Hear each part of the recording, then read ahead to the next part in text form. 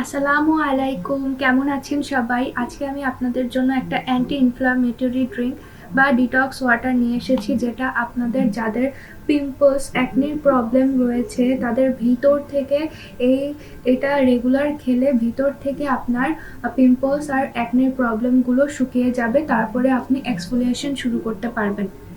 এছাড়া অন্যরা এটাকে ডিটক্স ওয়াটার হিসেবে খেয়ে নিতে পারেন। অনেক ভালো এটা আমাদের শরীরের জন্য। প্রথমে আমি একটা কচি ডাবের পানি নিয়েছি। অবশ্যই কচি ডাবের পানি নিয়ে নিতে হবে, ভিতরে নারিকেলের শ্বাস হয়ে যায় এরকম ডাবের পানি নেওয়া যাবে না। তারপর আমি এখানে 1 টেবিল চামচ চিয়া সিড নিয়েছি। চিয়া সিডটা খুব ভালো করে ভিজিয়ে নিতে হবে।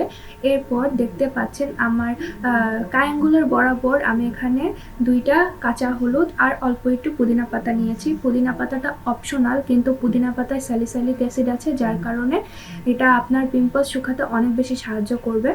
এরপর আমি এগুলোকে খুব ভালো করে ছেঁচে নিয়েছি, কিন্তু ওগুলোর চোকলা ফেলানোর দরকার নেই, হলুদের চোকলা ফেলানোর দরকার নেই।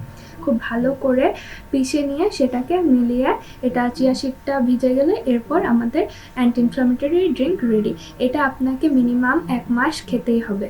খেয়ে উপকারিত হলে অবশ্যই আমাকে জানাবেন। ভিডিওটি ভালো লাগলে অবশ্যই like, comment, share and subscribe করবেন। আল্লাহ হাফিজ।